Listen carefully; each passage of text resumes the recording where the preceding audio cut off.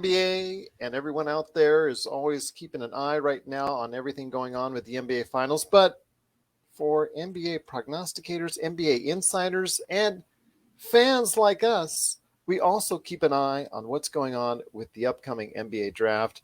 And there's no one, absolutely no one that I know that can cover the NBA draft like my good friend, a man who I've known now for years. I've seen him rise up through the ranks. He is now the man behind the awesome NBA Big Board podcast. You got to go ahead and check out what he's doing today. In fact, if you have not checked out the NBA Big Board podcast, part of the Locked On Podcast Network, you are not doing yourself justice as an NBA draft aficionado, because you got to go ahead and check out what he's been doing. In the past week, his shows have covered all the top prospects, including Chet Holmgren, talking about Jabari Smith, you're talking about Jaden Ivey, talking about Keegan Murray, talking about Dyson Daniels, talking about Johnny Davis, talking about Dyson.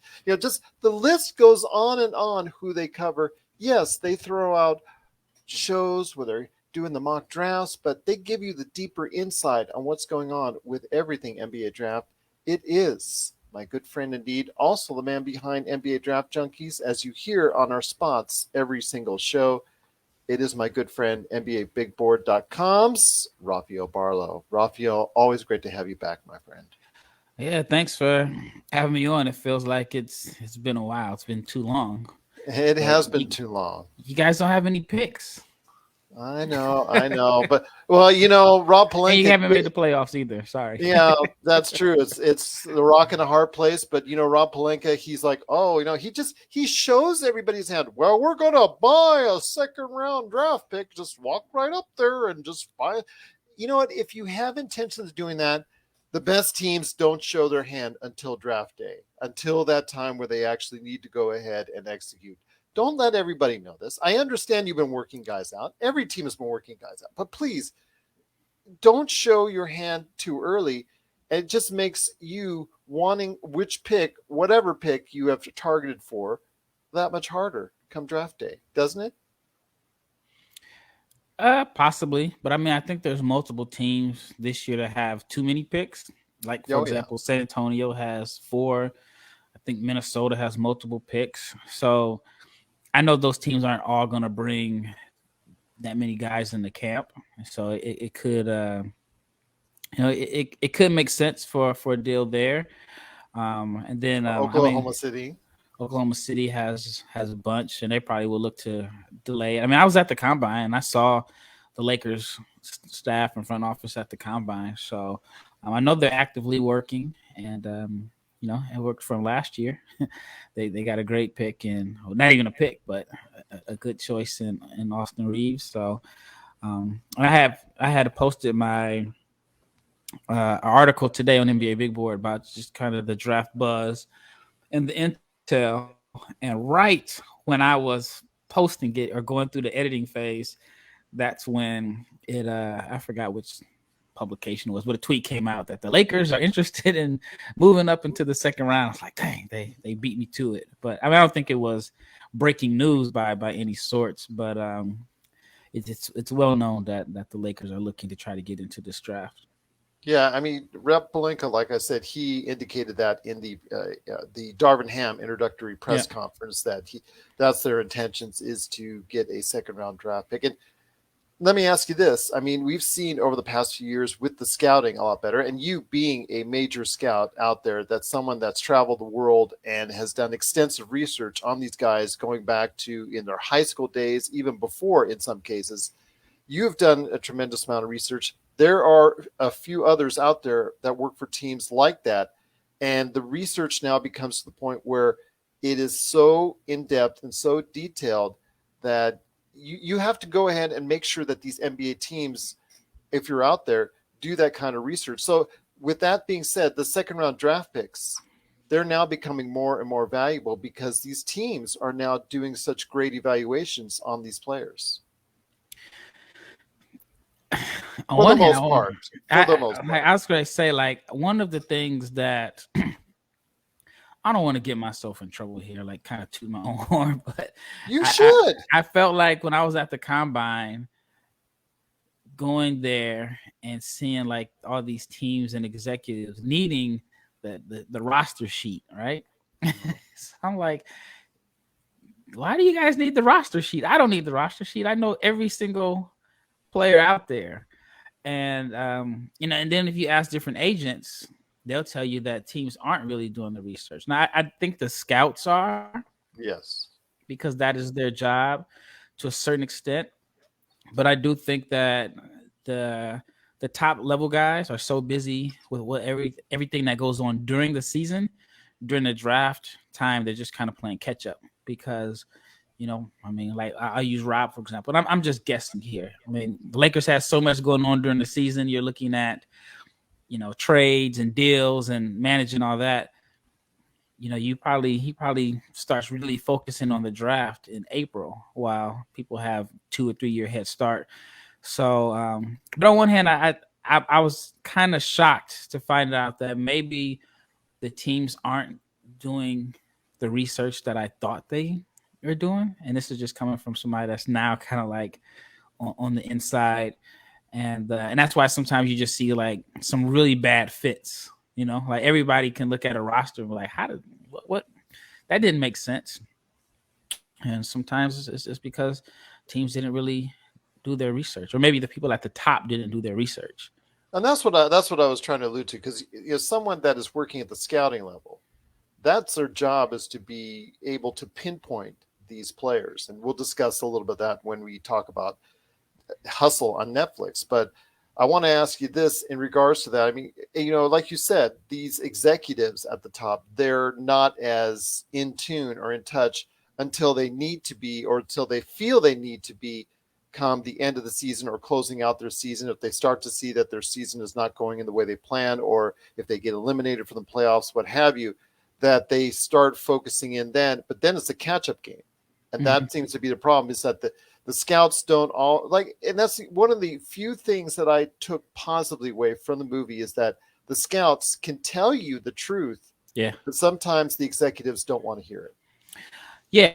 And it's, the movie it kind of hit home with me in a sense, because I'm kind of living it now and then being overseas. But yes, I mean, I've heard stories from different scouts that they liked a particular player, and then it got all the way up to the top of the food chain, and the person that has the final say so was in total, just they didn't agree with the pick. They had somebody that they liked, despite the fact that they may not have spent the same amount of hours and time pouring into the intel in the background. But I mean, I guess that's kind of life, in the sense that, if you work for a company, the people at the bottom of the food chain are the ones that are putting in the long hours, and then it's the people that have paid their dues long before that have the power to, and they just have the most power. Once again, it's my good friend, Mr. Rafael Barlowe. Please go ahead and check out NBABigBoard.com, plus also as well his amazing podcast. Go ahead and be a part of it today. YouTube, and of course, everywhere you get your podcast, the NBA Big Board Podcast. He has an array of hosts that work with him on this, working out all the things that you need to know in regards to the NBA draft. It's a tremendous show indeed. Plus, be a part of his Substack today, NBABigBoard.com. It is my good friend, once again, Mr. Rafael Barlowe. And Rafael, seeing how the draft is being laid out now, and you being the engineer of the Paolo Banchero train, as I told Stone Hansen the other day when I was talking to him, I know the momentum for him at number one is still not there yet, but it is, to me, in a way, a three-way dance at the top of the NBA draft, seemingly right now, with Chet Holmgren. And, of course, you've got everything going on with Paolo Banchero himself, and, of course, Jabari Smith from Auburn. Those three guys are seemingly the ones that are most mentioned. Right now, I'd probably say, if you from all the NBA draft mocks that are out there, I'd probably say maybe Chet Holmgren is leading more of them than anyone. Your thoughts on this? Why are people still not buying in on Paolo Banchero as a number one pick? I just think it's an acquired taste, in a sense. I think that if you come into a draft and you seem a little bit more polished then you're not thought of to have as much upside. I feel like if you are, if your body needs to fill out and you're skinny and athletic, then people say, oh, well, this is what he's going to be once he adds weight or once he does this. And I think once you have like this NBA ready frame sometimes and you seem to be a little bit polished, then people think that, you don't have as much upside. And I honestly feel like that was one of the cases with Luka Doncic. I mean, even even Laker time, we had this argument 2 years ago that Luka still has room to grow, and Laker Tom felt like he was already close to his peak.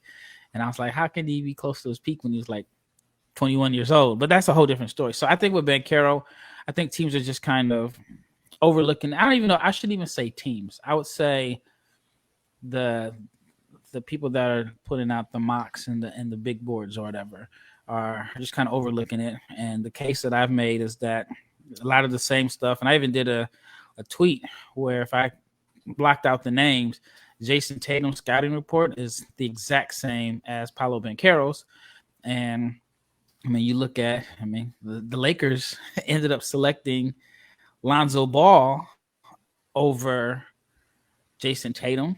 And I feel like it had a lot to do with the hype. He was the guy that was the one that people thought was going to sell tickets. He had the buzz around him. And not saying that Chet is Lonzo Ball, but I think Chet has this buzz to where if you like him or you don't like him because you think he's too skinny, you're going to watch him.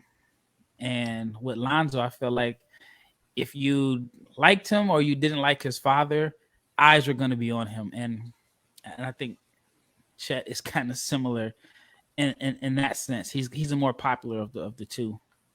I think from the research that I've done on Paulo, the only thing I would point out is, like you said, tremendous passer, can be an excellent playmaker. I think that he would be a great fit for Houston at this point in time, which is where he's falling in most mock drafts. But if he goes higher, I think that someone has to be wary of his defensive instincts, because I just don't think he has developed on that side of the ball. Maybe it's an issue of drive. Maybe it's an issue of whatever. The hours I've spent watching Paulo, I have noticed that it just doesn't seem to, on that end of the floor, get everything as well as he does on the offensive end. Well, he averaged over a steal a game, and I think I forgot how many games he played, but he averaged 0.9 blocks. So usually if a guy averages what they call stocks, close to 2 stocks per game, people like it. He almost averaged 2 stocks per game. So we're talking about a guy that the general public is saying he is not a good defender. But if you look at the raw stats, I know raw stats don't necessarily mean everything, but it's the same knock that people had on Tatum. And now what you're hearing about Boston is they don't have a weak link that you can pick on. And, that's what the playoffs is all about. You find the mismatches that you can pick on. So it like I said, I think people are just kind of overthinking it and nitpicking. Tatum wasn't considered a great 3-point shooter coming out, and he wasn't considered a good defender. They thought that, he played too much like Kobe, he was a bad shot taker. All of this stuff that people are saying about Banchero. But if you listen to like what people are saying, they make him out to be like this horrible defender. And Zion wasn't a great defender. I mean, he hasn't been a great defender in the NBA. But I just think people are just kind of overthinking it and because it's like, all right, if you say, well, Paolo's not a great defender, that's my concern. But then if you flip it and say, well, Chet is not an aggressive offensive scorer, like, can you throw the ball to Chet and say, hey, go get me a bucket? I don't think so. Like, if you look at Chet, it's not necessarily like a bashing Chet. Like, how many times did Chet score in the half court if somebody didn't kind of throw him a lob?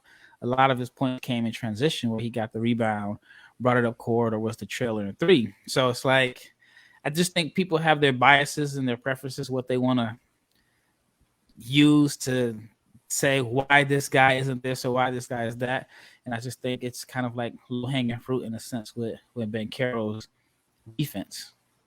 Is there a definitive number one candidate out there? Is there a definitive number one in your mind? Does Paulo stand out so much over the other two that it's just not even close?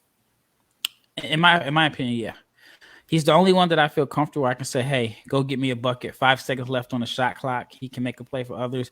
I think he's the best passer of the two. I think he's the most NBA ready.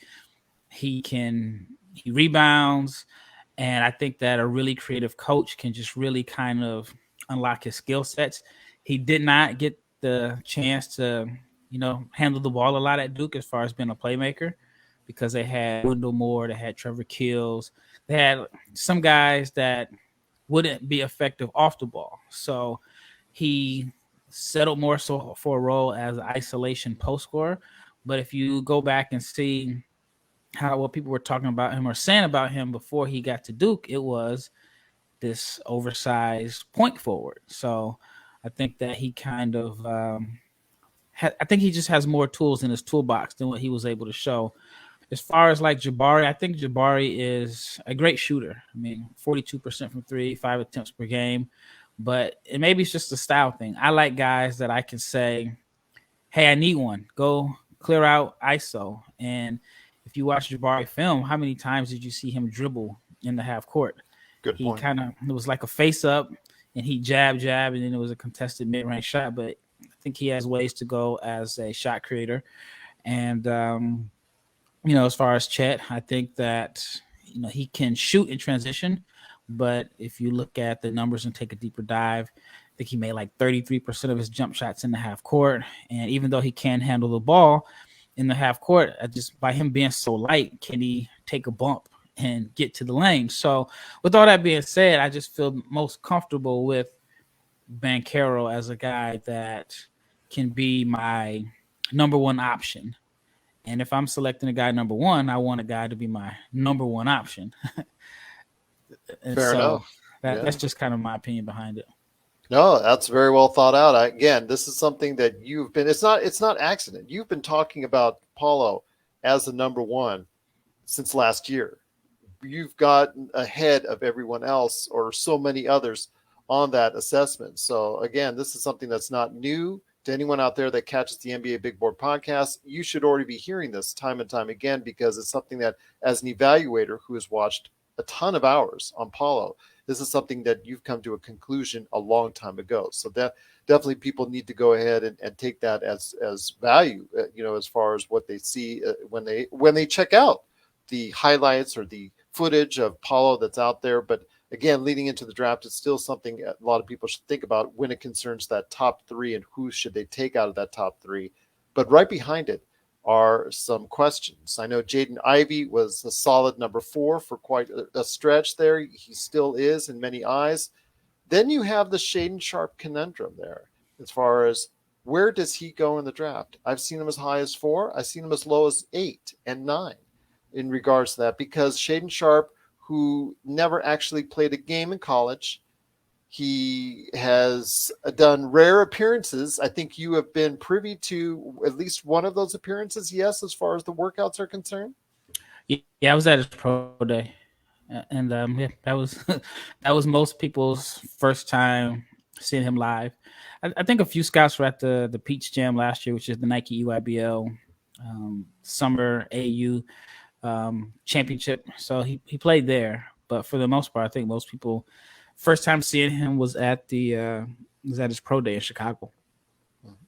Yeah, that, again, he's someone that, I mean, when it seems like every single draft, there's someone that you didn't or you weren't able to take a long recent look at. I mean, there's so many times in the past few years where we've seen this player that has played a limited amount of games or just didn't get to play at all or just coming straight from high school right into the NBA draft, essentially. So even though you can't necessarily go from high school to the NBA draft, people are finding a way to where they're shortening that time span between high school and the NBA draft, seemingly as it is. And Shaden Sharp seemingly has done that. So I think Shaden Sharp to me is someone that's very curious to me. I really like what he does as far as his stats are concerned, as far as his length, as far as what he did in high school. I've had to check out a lot of that in order to get some type of assertion with him. So your opinion on Shaden Sharp right now, before we head to maybe some others that might be moving up your charts?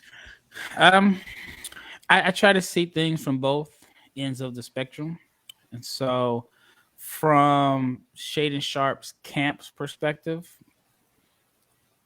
I get what they're doing. His stock was high as is, and at this point, it's probably unlikely for him to pass Banchero and Holmgren and those guys coming in a half a season.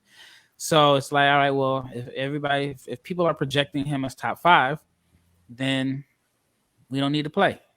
So now from the scouts perspective, I get the frustration is, all right, we don't have any film of him playing structured basketball in a sense, even though AAU is, I mean, it has some structure to it, but it's very free flowing. It's up and down. And I mean, I've spent years in AAU, and I understand, like, you get a collection of talent from kids that are from different parts of the state. And during the school year, you can't practice. So you're just kind of, you're getting them in town on Friday, and then you're, running through a couple sets, and then you got to travel for your tournament on Saturday. So it's very free flowing. It's very up and down. And I think for the scouts, the concern is not the talent. There's nobody that has questions his talent. It's like, how do we know what he looks like when he's playing in structure? How do we know what he looks like in a system, or when he's obviously physically gifted? How do we know? A lot of unknowns. It's a lot of unknowns, and the problem is with Sharp, and it's almost like the problem with social media. It's like, if you have a very, very big platform, right, and if you say Shaden Sharp is the top 5 pick with your big platform like ESPN, right, now everybody's going to believe that, right? And a lot of people that have formed their opinions on him haven't watched a full game. You're only going by the highlights. So then who doesn't look good in the highlight, right? Yeah. So it's very interesting to me, and it just shows the power of social media, is that, maybe one day if I get to the point where I have this huge platform, I can say John Doe is a top 10 pick. And because my reputation is good, or because I have the biggest platform, people are going to go ahead and follow it. So with all that being said, I do think Sharp is very good. The perception on social media compared to what scouts were telling me is totally different. But no scout has denied his talent.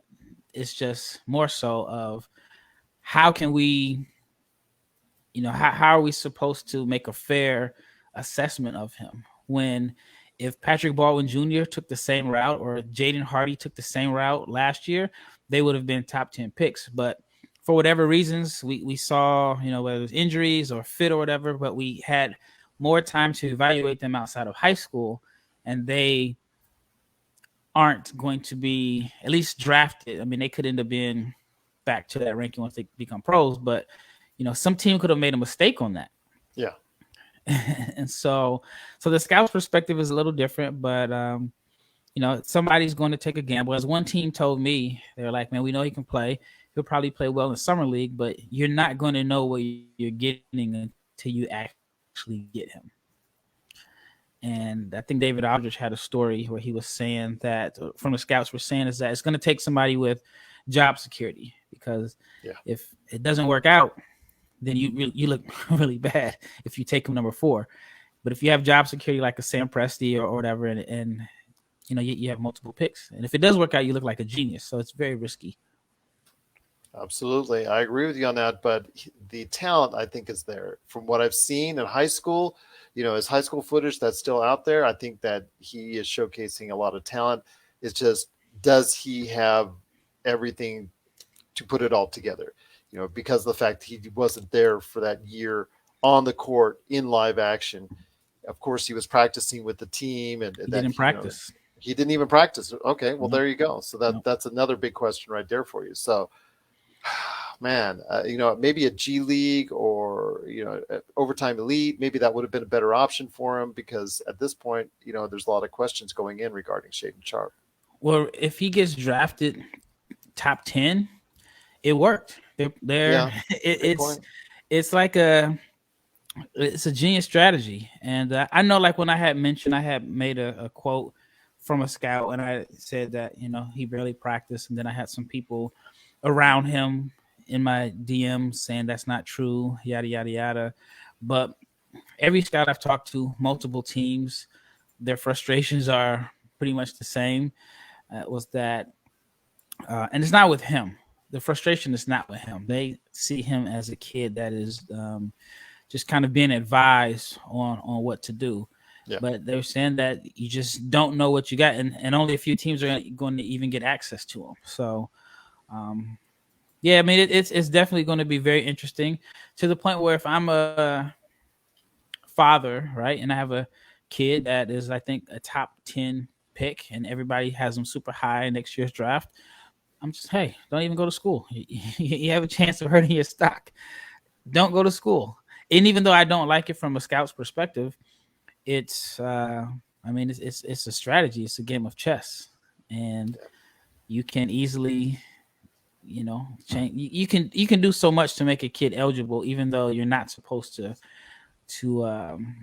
go straight out of high school. But long as the kid's birth year, if he turns 19 the same calendar year, you can say he took some community college classes. Say he graduated in May, and you can make it happen. So you can kind of bend the rules. So it just shows that the NBA is all about potential sometimes over production, which is very risky.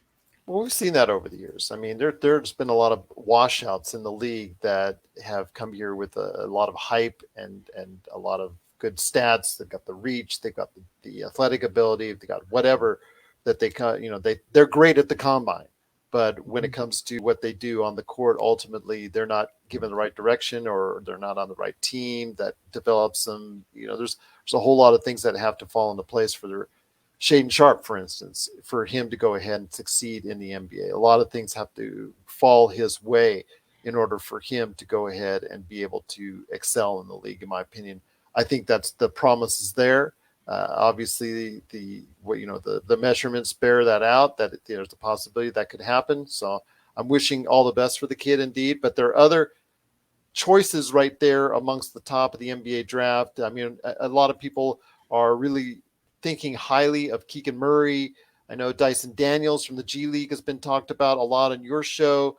Jeremy Sochan, I mean, talked about as a Draymond Green. I know you mentioned that on your show as well. So, I mean, is there anybody in that lottery standpoint, not going deeper into the draft per se, but in that lottery standpoint that's sticking out to you as someone that, this could be a special player if he's given the right opportunity? Yeah, I mean, I think they all can be. As far as somebody that stands out above the others, I mean, I think Jaden Ivey has a lot of potential. He has superstar potential. The question for him is, what position does he play? Is he a one? Is he a two? Is he a combo? I would like to see him play one, but there's no situation where he's going to be the clear-cut starting point guard and be given the keys based off of the way the rosters are shaped right now. So even if Orlando drafts him, they got Suggs, they got Cole Anthony, they got Fultz. Oklahoma City has Gilgeous-Alexander. They have Josh Giddey. Houston has Kevin Porter Jr., which could be a possibility that, he'd have the keys there. But if you go down to Detroit, they have Cade Cunningham. Indiana has Halliburton. So it's a situation where he may not get the opportunity to begin his career playing the position that he's probably best suited for playing. He's going to have to start his career playing off the ball unless a move is made. But I do think that if he is given that opportunity with NBA spacing and his athleticism and just that burst and first step, that he could be good. And I've seen multiple scouts compare him to Russell Westbrook, which I know is not like the sexiest name to be compared to right now in LA, but Russ is a Hall of Famer. That's not a bad person to be compared to. Absolutely. At least the first 12 years or so of Russell Westbrook, let's put it that way. I know that Lakers fans right now, Russell Westbrook is a controversial name right now amongst Lakers fans, especially with our own group out there that talks every day or every time we go out on the Lakers Fast Break.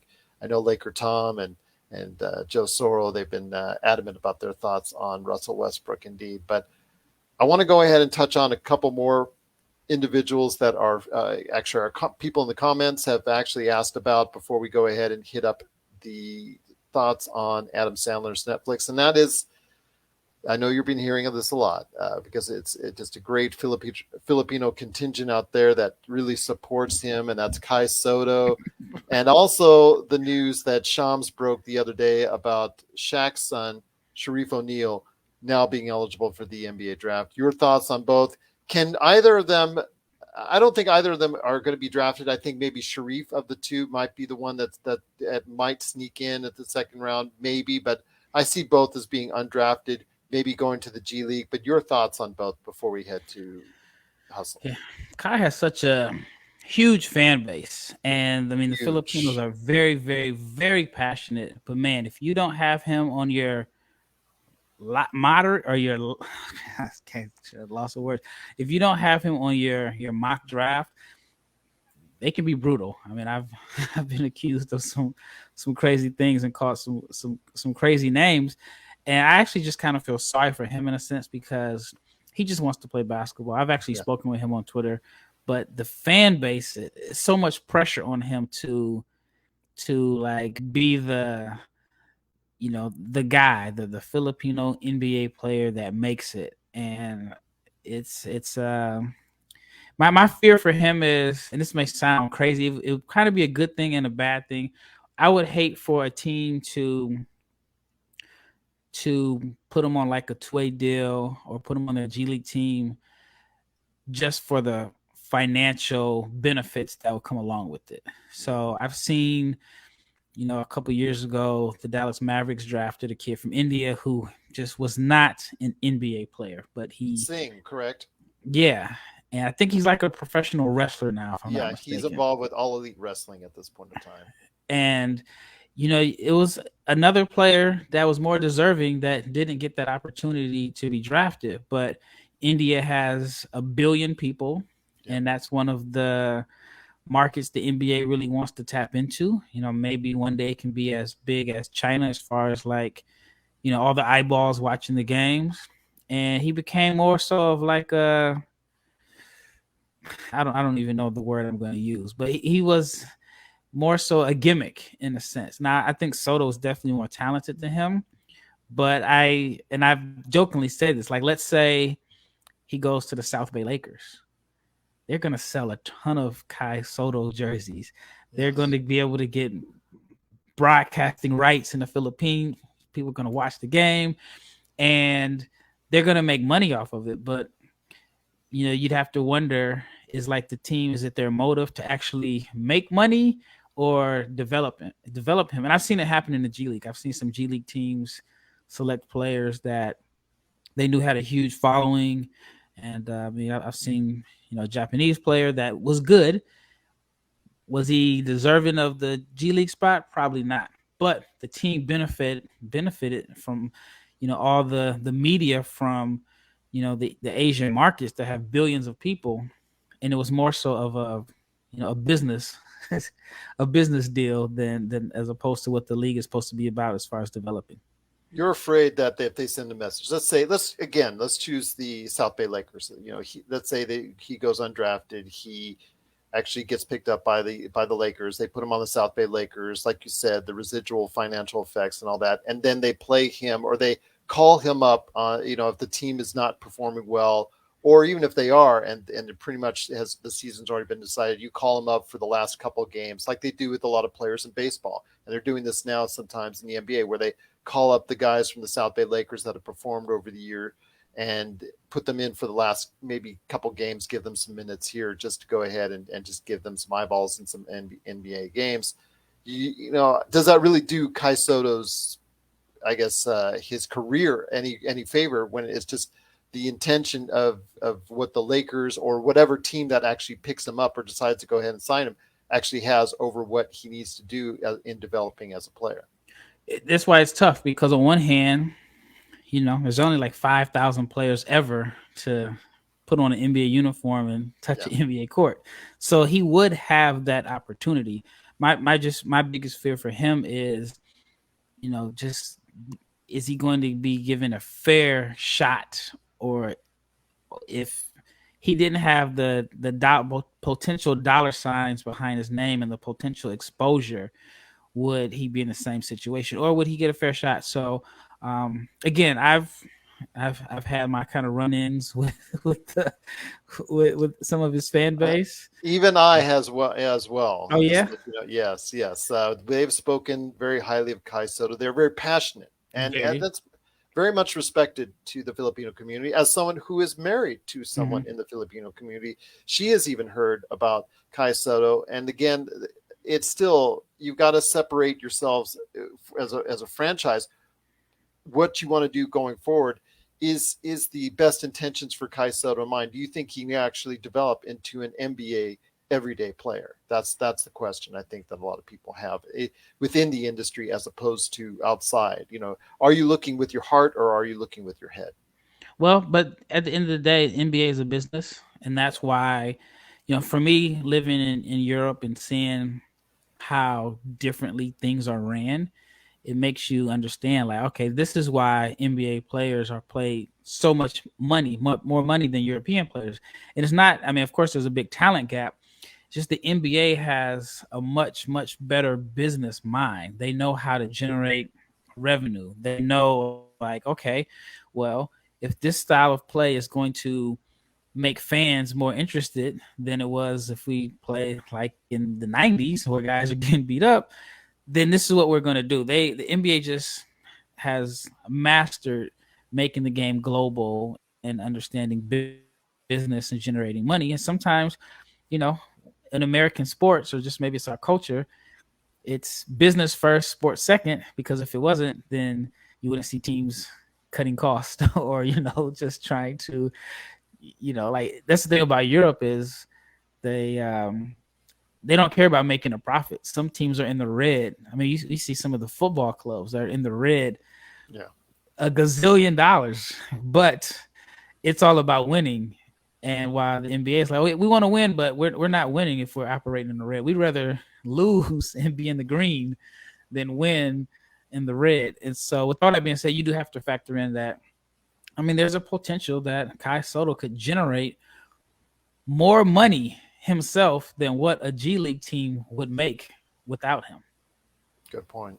Very good point indeed. And last thing I want to talk about before we head to Netflix's Hustle is Sharif O'Neil, a guy who has made himself eligible for this year's NBA draft, had a journeyman's like career in the college ranks with UCLA and LSU. Your thoughts on Sharif O'Neil? Can he get a look, or do you think he'll get a good long look at the NBA level?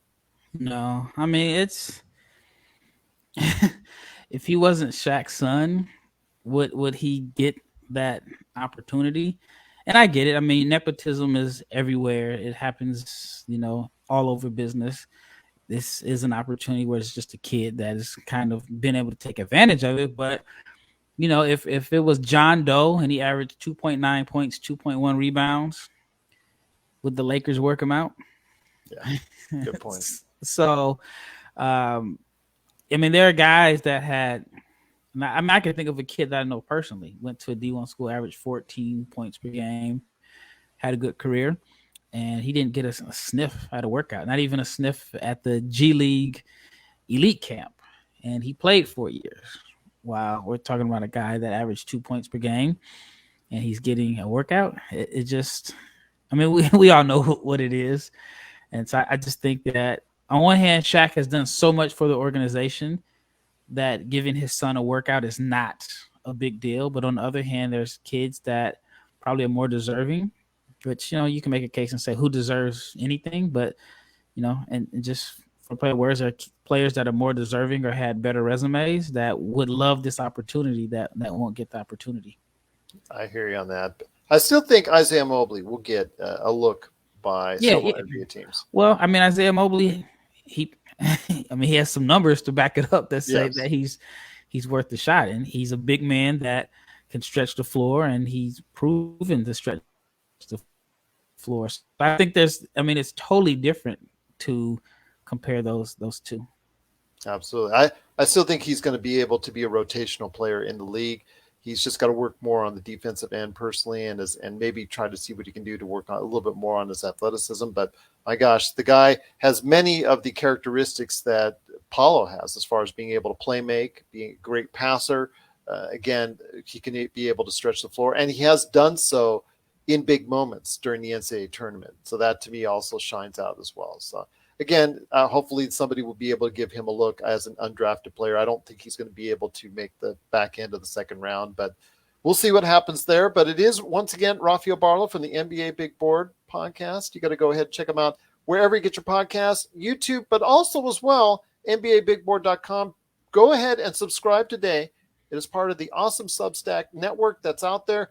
It is NBABigBoard.com, and of course, everything that he does for NBA Draft Junkies as well. So much is always on your plate, but you did take some time to go ahead and check out Adam Sandler's latest movie on Netflix called Hustle, which is based off a scout that, in this case, travels to Spain, a longtime NBA scout that wants to go ahead and become a coach. And in order to do so, he finds and discovers a Spanish budding superstar that nobody else has yet, played by Juancho Hernan-Gomez. The movie itself, for me, starts out really promising and something I could, because when I'm watching it, I'm thinking of you, my friend. I thought of me when I was watching it. Because I'm thinking the way it sets itself up as far as the trailer and what you see before you watch the movie is that, my gosh, this is going to emulate so much of what my good friend Rafael Barlowe has talked about on our previous shows, which you can catch here on the Lakers Fast Break podcast. So much about all your travels around the world and all the things that you've seen and discover as you look at these kids when they are kids to when they become full grown men and beyond and eligible for the draft and whatnot. And then I see that it just becomes a point where, okay, he hits Adam Sandler's character. He goes to Spain and that's it. He finds the guy and that's it. It just doesn't really delve into me what the most fascinating parts of your life can really be. And that to me is one of the major letdowns of the movie. And then it goes into the paint by numbers, Hollywood tropes type deals as far as the ultimate outcome for Juancho Hernan-Gomez's character. I really like Anthony Edwards in the film. I thought he was really good. Kenny Smith I thought was good. But your thoughts on Netflix's Hustle? I liked it. I'm not a big movie guy, so I thought it was okay. I liked it a lot. I mean, I'm not like a big movie critic or anything like that. Of course, there are some parts were a little cheesy and unrealistic, but maybe it was just me overthinking it because I live in the world. Like, for example, I was watching it with my wife and I was telling her, like, moms and parents and family are not allowed at the combine. Just nitpicking. Like, the combine was in Chicago, not New York. Yeah. And I even know, like, at the combine I went to in Chicago a couple weeks ago, agents weren't even allowed to go. So it's only NBA personnel and certain media. And I remember the whole time I'm like texting agents while their guys are doing their drills, like, all right, he just made 5 in a row. He just had a 40-inch vert. So that part was kind of unrealistic. But again, nobody would really know that. I mean, I only knew it because I was at the combine this year. Of course, the cheesy part about there was no process of getting his family passports to get there. But overall, I liked it. I liked how I thought the training part of good. it. How about the training part of it, where they actually Adam Sandler works with Juancho Hernan-Gomez's character in order to go ahead and become that draft eligible player? I think that's very realistic. I think that's realistic. I mean, especially you got to think the average NBA player is going to make $8 million a year. So someone is going to invest that type of time if you can just get him to be an average NBA player. Yeah. So, if he's average and he gets past his rookie year and he makes, let's say, $2 or $3 million off of that and becomes an average 4-year player, we're talking like $32 million a year. So, yes, I do think a scout would do that, train him. So I thought the training part was realistic. The part I did like was at the beginning, the arenas and, the scenes where he was scouting players, it looked just like how the gyms in Europe look. I thought that part was very realistic. the part about the family where he said he hadn't been to his daughter's birthday in like 9 years. If it falls during the NBA season, that can be very realistic. All the travel, and it's not really glamorous. Like it sounds glamorous, but it's really not glamorous. And so luckily for me, I kind of did everything freelancing on my own. So it wasn't like a team was saying, "Hey, we need you to go to this back end part of Serbia," and having to rent a car, or drive through mountains to get there. I mean, I've seen some of that, but overall, I thought that part was realistic. But again, I liked it. I didn't think Anthony Edwards was acting. It felt like he was just being himself, which I thought was pretty cool. I listened to Kenny Smith where he said he had to get an acting coach, but I thought his role was good. Yes. I loved all the small appearances from like real trainers, like Drew Hanlon was in it, Lethal Shooter. They even had the kid Professor from the N1 mixtapes in it. I mean, one of those things where like, if you're like a real basketball head, you saw like the real subtle appearances, like even like Dale Demps from who he was in it. I think he was like one of Doc's assistant coaches. Yep. He just got a new job. Yeah. So, yes, I thought I liked it. I mean, I'll probably watch it again. Okay, well, fair enough. I mean, for me, again, my experience with all the things that you said, and it just seemed, again, they have to cut things for time purposes. I get that. I understand that. But to go to the lengths he did as far as what happened when he was forced to go back on the road, and the first thing he does when he goes back on the road is he instantly finds this undiscovered potential superstar. It kind of took out or made your job, or made the thing that has made your life what it is for the past few years in getting to this point rather easy looking. And that's not the case. That's, with you've explained it on here so much, and on your shows, you've explained it so much on your shows, how difficult the life truly is. And I think it just kind of watered it down. To me, it kind of felt like, man, I wish they would have given that part of it a little bit longer look. But I actually disagree, because I figure like I even use it for let's just say like in anything, right? You can put in hours and hours of work or years, and all you need is to get lucky one time, and it changes everything. So you look at the Ja Morant story, like whoever that coach was that kind of discovered him probably spent thousands on top of thousands of hours recruiting, going to different tournaments. He just happens to go in an auxiliary gym and sees Ja Morant, and bam, he gets him a scholarship. And I'm sure Ja has looked out for that guy. So I that's why I believe, not to the point where you're going to find somebody, in some Timberland boots playing pickup at a park, but I do think it can happen that way. I mean, Giannis's story, like I was telling my wife, this has a little bit of Giannis's background in it. Giannis was someone that nobody knew, and some scout that had probably that, and I've read the book. I mean, I have it behind me, had put in thousands on top of thousands of hours of time, and he runs across this super skinny, long, athletic kid that has a name you can't pronounce and doesn't have a passport and it's not documented. And bam, this kid is, what is he, 2-time MVP, NBA champion?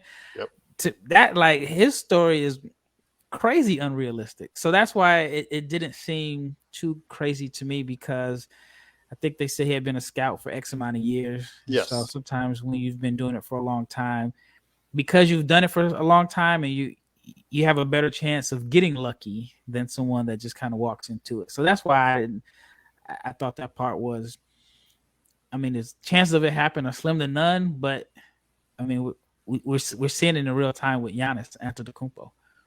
Absolutely. Well, let me ask you this before we go ahead and head on out, and before we give you a chance to go ahead and let everybody know what you're doing and how best to get a hold of you with any NBA draft questions. Is there that Juancho Hernangomez that you thought? Well, I wish actually Juancho Hernangomez got to play like he did in the movie. I wish he played like that in the NBA, but that's another story altogether. Is there that one player that you were I want to say first or among the first to be on the food chain in regards to saying that this could be the next star player. Is there that one story that you like to tell people about the most when it comes to that? In Europe or just period? Just period. I mean, there's some guys that you can say I probably tweeted about, and I was early on. I think Terquavion Smith from NC State. I had put him as a late lottery pick, and he kind of got a buzz going right after the season, and then he did well at the combine. I remember when he played at the combine, so many people were texting me like, "I never heard of him until you," but it's kind of like he was hiding in plain sight. I mean, He played at Florida State. He was like the second leading scorer in the ACC during the season, and for whatever reasons, people just weren't in NC State, I should say. I don't know if I said Florida State, but yeah, it's NC State. NC State, yeah. So he had a big game against Florida State. Was the game that I saw. Then Ryan Rollins, who I think could be a first round pick this year. That's a funny story. So I watched him play at a preseason friendly game in September-ish or whatever, and then I made a podcast about it. Of course, nobody really listened because they're like, and I made it a headline because who's Ryan Rollins? He goes to Toledo, and then I kept track of him. Then during the season, one of the last few podcasts I did with Chad Ford, we did a mock draft, and I had Ryan Rollins as a first round pick. And Chad's face is kind of like, who? So I don't know if he thought I was like having one of my friends on there, one of my buddies, and so he had he said that he made some phone calls and was asking who Ryan Rollins was, and some scouts said, "Yeah, man, this kid can play." And one of the comments was, now that he has been mentioned as a first round pick on a mock with like a reputable mock, a mock that has that's legitimate in a sense. Not saying the other ones aren't legit, but one that kind of has a strong reputation. It made it easier for scouts to tell their bosses and their superiors, like, no, I think that this kid is worthy of, we need to do more work and just kind of do more background on him. And so, I mean, of course, he still hasn't been drafted yet. We're still a couple of weeks away. But now you're starting to see him on different boards. He played well at the combine. And I think ESPN they're slowly putting him on their board. I think he wasn't in the top 100 to maybe like 2 or 3 mock drafts ago. Then he went from not being there to 44. I think he's 37 now. And so you're starting to see a rise. So I would say I was just kind of early to the party. I wasn't the first, maybe the first one with a decent sized platform that mentioned him, but there's some other guys that like him. So, but again, I mean, it's still early. He hasn't been drafted yet. If he becomes a first round pick, then it kind of makes me look good a little bit, but that's probably the closest I can get.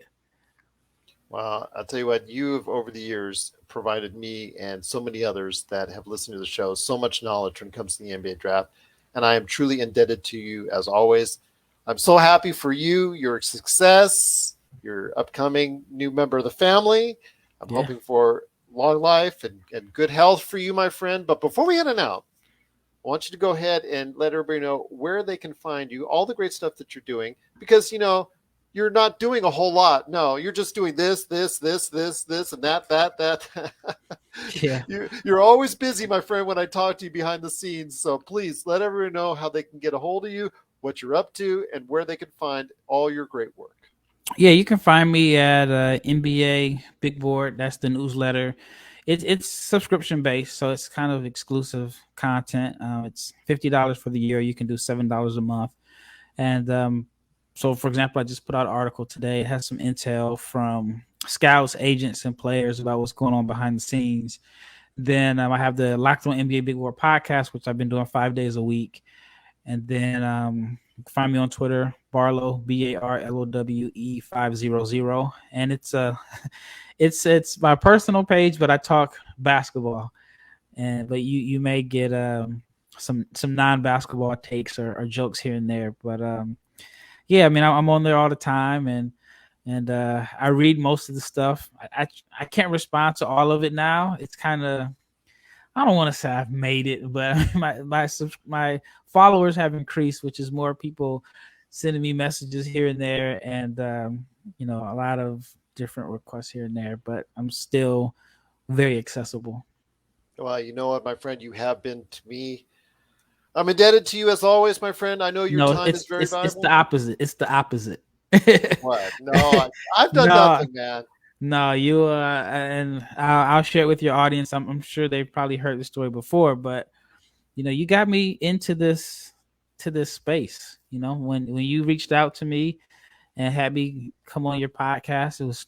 I mean, I forgot the first time. It was like 2018 or 19 or something like Well, I that. was going to be 2 years before. I asked you two Yeah, years before, like I think 2016, and then it's something like you didn't answer it, and then I tried again. I said, "Oh, what the heck? I'll just go ahead and do another NBA draft thing." So I'll get the guy. He writes a lot of good stuff. I'll go ahead and bring him on. yeah. I didn't see the first one, and but yeah. So it's really it happened so fast. Like Yeah. it's crazy. It's been 2 years. It's really been 2 years. Remember you had me on as a guest, and I says podcasting hard. And you said, my friend, it's easy. You just need to do this. It's a lot easier than you think. And I hit you up with a couple questions how to do it, and then I just cranked them out every single day, and it kind of took off a little bit, and then fell, caught the attention of the people that locked on, and that platform introduced me to Chad. So I was just telling my wife before I came on, I was like, man, I haven't Lakers fast break in a while, and I said, no matter what I have going on, I'm gonna do my best to make it happen. And she was just like, yeah, you used to be on every day. I said, yeah. And she's like, she said, yeah, because she remembered we had just started dating at that time, and I would tell her like, all right, the Lakers were playing late. I said, hey, if you call or text, I'll probably get back to you around midnight because I'm doing this podcast. And because we were so new, she didn't fully understand, like, why am I on this podcast? A Lakers podcast based out of, Las Vegas or whatever. Why specifically me? Why am I on there every single day? And so now she has a better understanding of why. But I'll tell you this much. Not only did you helped me get started with my own podcast, and you definitely made me feel like you can do this. Not only can you do this, but you're more than qualified. And then I got better and better at podcasting or doing interviews when I was on your show, because we did it every single night during the bubble. And that is the practice most people don't have when they start a podcast, because you start one and then you wait a couple weeks or days for the next one. So I Yeah. literally probably did a year. I don't know. I probably did a couple hundred podcasts in the summer of 2020 alone, which, with the repetition, I got a little bit better. So again, I thank you. I thank you for that so much. Uh, you know what? It goes both ways, my friend, because just to see you and how far you've grown in the success you've had. And I'm wishing you continued rising up that ladder, just wherever you need to go, wherever you want to go. I'm wishing you all the best. I'm behind you 100%. I'm just grateful, man, for the time that you give to me each and every time. And, if I've been any help to you, I'm just, it's well worth it just to see how much work you put in and all the things you've done in order to get to where you've been. It's been all worth it. And, it's all you, man. It's all you. I may have just said a couple things, given you advice, and answered a couple of your questions, but in the end, it's been all about you. It's been all about you. Yeah, I mean, like I said, I know that I've put in the work. I know I've put in my 10,000 hours, but and anybody that's listening that has this thing that you want to do that's kind of sitting in the back of your mind, and you feel like I should do it. That was me with the podcast. I knew I wanted to do it, but it was just kind of like, okay, I'll do it next week. I'll do it later on. And then when you invited me on, I didn't know that was going to change my life. And then you telling me like, it's easy, just do it. And I did it, and it has changed my life. So if anybody's listening, you have something, this idea, this business that you want to start, or something that you want to do, and you've been delaying it, let this be a testimony that says just go and do it, and you never know what can happen for you if you put in the work and and believe in yourself. It can be life changing. Absolutely, indeed. And it has been for Rafael Barlowe, the man behind the NBA Big Board. Please go ahead and subscribe today, NBABigBoard.com, plus his great podcast, NBA Big Board Podcast, available now on the Locked On Podcast Network, wherever you get your podcasts, YouTube, NBA Draft Junkies. I never want to forget about NBA Draft Junkies because you know what? We play it every single episode that you come right on the break. So still, NBA Draft Junkies, always there for you. But NBABigBoard.com, that's the best place to go for anything NBA Draft. My friend, it's been always great talking to you. I hope I will get the chance to talk to you in the not too distant future, but I know your plate is always full, so I won't bother you as much. I won't bother you like the thousands of people that are now bothering you and asking you questions and asking for your advice on this and talk to you about this prospect. And of course, the fact that you were about to become a father, which can't wait. Yeah. Yeah. I mean, my best experience ever. That's what I've been hearing. So I'll see you at Summer League. I'll be there for a couple of days, and I'll be sure to catch up. Maybe we can watch Lakers game together. You got it, my friend. Count on it. Sounds good, my friend. Once again, it's Rafael Barlowe from the NBA Big Board. You got to go ahead and check him out today, NBABigBoard.com. Thanks so much, Rafael, for stopping by. I tell you what, it's been a sensational podcast. And again, I'm hoping you can truly, once again, stop by, if you can, talk an NBA draft and the NBA in general right here on the Lakers Fast Break Podcast.